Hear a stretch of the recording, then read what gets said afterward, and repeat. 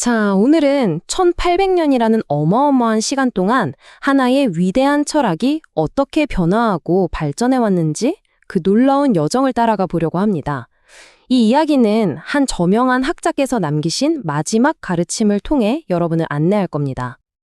흔히 인도 불교 사상이라고 하면 뭔가 고정불변의 것처럼 생각하기 쉬운데요. 사실 전혀 그렇지 않았습니다. 오히려 새로운 시대적 과제에 끊임없이 부딪히고 적응하면서 살아 움직이는 역동적인 생명체와도 같았죠. 어떻게 그게 가능했을까요? 지금부터 함께 그 비밀을 파헤쳐보겠습니다. 저희는 오늘 고 김성철 교수님의 시각을 빌려서 이 장대한 역사를 들여다볼 텐데요. 단순히 어떤 사상이 있었는지를 나열하는 게 아니라 각 시대의 변화를 이끌었던 그 핵심적인 동력이 무엇이었는지 거기에 초점을 맞춰서 이야기해 볼 겁니다. 자, 그럼 모든 것의 시작점으로 한번 가볼까요? 바로 부처님의 맞춤 처방, 응병요약의 철학입니다. 이게 무슨 말이냐면요. 부처님의 가르침은 처음부터 하나의 정해진 시스템이 아니었다는 겁니다. 마치 의사가 환자의 병에 따라 약을 다르게 처방하듯이 사람들의 각기 다른 영적 고통에 맞춰진 일련의 맞춤 처방전과 같았다는 거죠. 이 슬라이드를 보시면 이게 정말 흥미로운데요. 부처님께서는 찾아오는 사람에 따라서 그 사람의 목표에 따라서 전혀 다른 처방을 내리셨다는 거예요. 평범한 삶을 사는 신자들에게는 선행을 베풀고 계율을 지키면 다음 생에 더 좋은 곳, 천상에 태어날 수 있다는 희망의 길을 보여주셨고요. 반면에 모든 걸 버리고 떠난 출가 수행자들에게는 이 고통의 수레바퀴, 즉 윤회에서 완전히 벗어나는 궁극적인 해탈의 길을 제시하신 거죠. 그런데 여기서 문제가 생깁니다. 위대한 의사이신 부처님께서 돌아가시고 난 뒤에 여기저기 흩어진 이 다양한 처방전들만 남았다면 과연 어떻게 될까요? 이게 바로 초기 불교가 마주했던 첫 번째 거대한 질문이었습니다. 이 수많은 가르침들을 어떻게 보존하고 또 어떻게 하나의 체계로 이해해야 할 것인가 하는 문제였죠. 그럼 이 흩어진 처방전들을 어떻게 했을까요? 여기서 바로 다음 단계로 넘어갑니다. 바로 하나의 철학으로 조직하는 과정, 아비달마의 등장입니다. 한마디로 부처님의 모든 가르침을 하나의 일관된 철학 체계로 정리하려는 거대한 시도였던 셈이죠. 이 아비달마라는 과정이 보세요. 처음엔 흩어져 있던 가르침들을 체계적으로 정리하려는 좋은 의도에서 시작됐어요. 그런데 이렇게 딱 정리하고 나니까 이 해석이 맞다, 저 해석은 틀리다 하면서 교리를 둘러싼 엄청난 논쟁이 벌어진 겁니다. 그리고 그 결과는요? 네, 바로 부파분열이었습니다. 그 결과가 얼마나 심각했냐면요.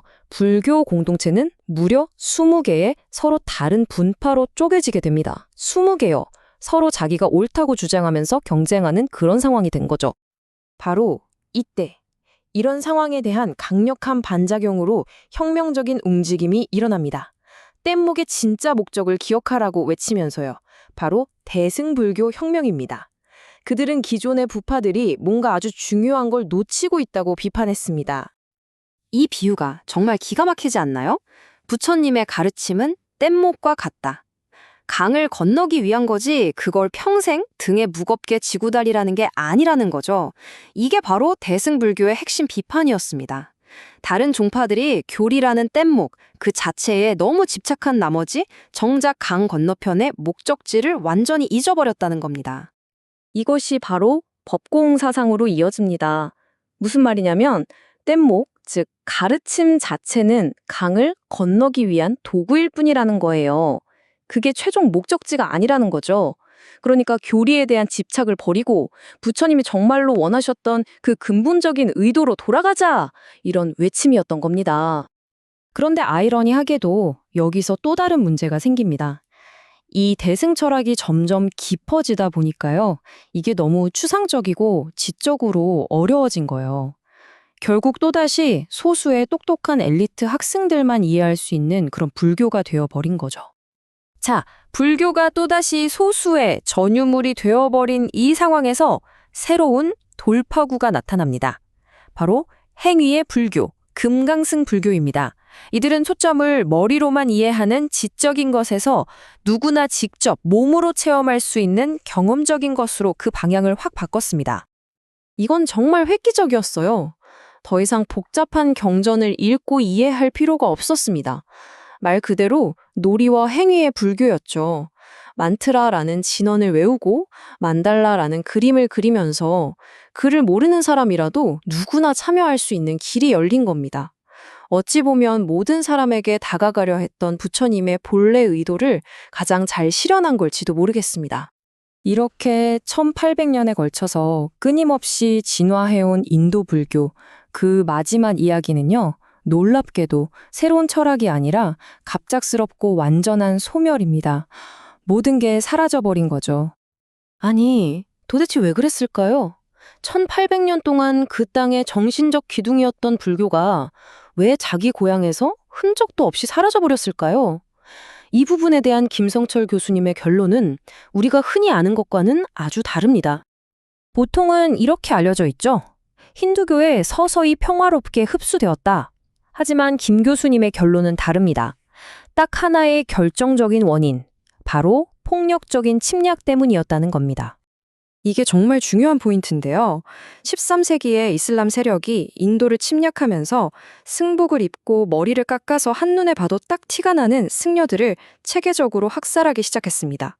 불교는 책이 아니라 이 승려 공동체, 즉 사람을 통해 이어져 내려오는 전통이었거든요. 그러니까 그 지식의 수호자들이었던 승려들을 그냥 물리적으로 없애버리니까 1800년의 위대한 전통이 정말 순식간에 인도 땅에서 지워져 버린 겁니다. 이 사실은 우리에게 아주 묵직한 질문 하나를 던집니다. 하나의 위대한 사상도 그것을 지키고 전승하는 사람들이 사라진다면 과연 얼마나 취약해질 수 있는 걸까요?